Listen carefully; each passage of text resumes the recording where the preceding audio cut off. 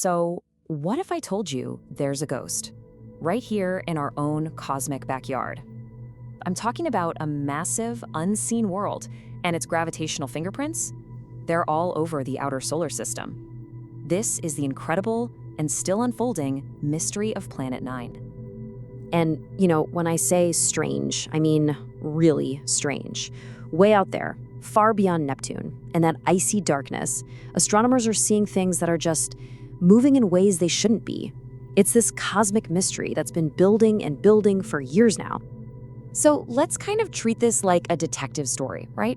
We've just arrived at the scene of the crime, and the very first clues? They're scattered all across the most distant, frozen edges of our solar system.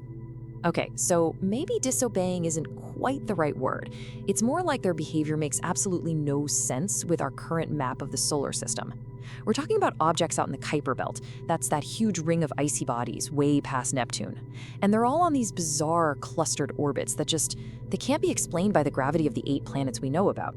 It's almost like some unseen hand is out there guiding them. And that's the billion-dollar question, isn't it? It's exactly what astronomers like Konstantin Batygin over at Caltech started to wonder. What if the problem isn't our understanding of physics at all? What if the problem is that our planetary census is just incomplete? Which, of course, brings us to our prime suspect in this whole cosmic whodunit. The one leading theory that explains all of these gravitational shenanigans? Yeah, it's the existence of a huge hidden world. So, meet Planet 9. And look, this isn't just some random guess, it's a really specific, calculated prediction. The idea is that a single, massive planet with immense gravity could neatly explain why all those distant, icy rocks are acting so weirdly. Finding this thing wouldn't just add another member to our planetary family. It would literally change our fundamental theories about how solar systems are built. And again, this is not just some vague idea. Thanks to these incredibly detailed simulations by Batygin and his collaborator Mike Brown, we actually have a really clear profile of our suspect. We're looking for something that's about 6 times the mass of Earth. It's probably a super Earth or a mini Neptune, an icy world bigger than us but smaller than Neptune. And get this, its orbit is so massive it could take up to 15,000 years for just one single trip around the sun. Just think about that. Professor Batygin really puts it best. He says the evidence isn't just one odd thing here or there. It's a whole collection of distinct patterns, like fingerprints, and they all point to the very same culprit. So let's actually break down those fingerprints. Okay, first up, you've got this really strange clustering of the most distant objects. They're all pointing in the same direction. Second, you have these things called detached objects, like the dwarf planet Sedna. They orbit so far away from Neptune that its gravity just can't explain how they got there in the first place. And third, and this is the big new clue, there's this predicted river of objects that's constantly being flung inwards by Planet 9, kind of playing a game of cosmic catch with Neptune. Now, that last piece of evidence, that river of objects, that is a huge new development. I mean, it's a very specific, testable prediction that came directly from the Planet 9 model. So the big question was, when they actually looked at the data, just how strong was this new clue? 5 sigma. That's it.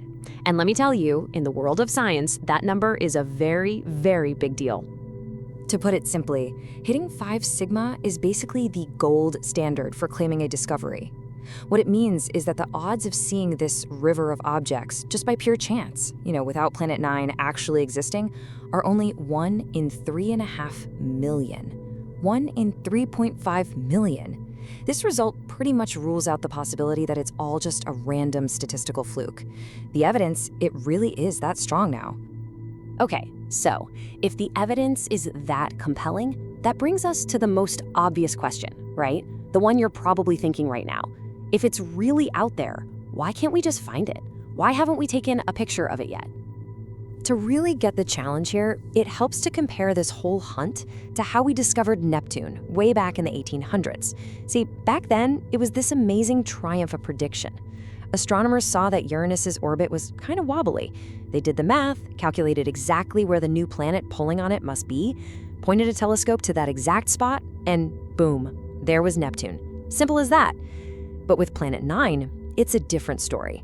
We've calculated its orbital path, but we have no idea where it actually is along that enormous 15,000-year-long track. Just like Professor Batygin says, quote, "We can calculate the orbit, we cannot calculate where it is on the orbit. We know the path, but not its position on the path. It could be anywhere along that vast, vast orbit, which just makes it so incredibly difficult to find. So really, the hunt is this kind of triple threat. First, the search area is just a massive slice of the sky. It's a cosmic haystack. Second, the planet itself is going to be unbelievably dim. I mean, it's pushing the absolute limits of what even our biggest telescopes can see.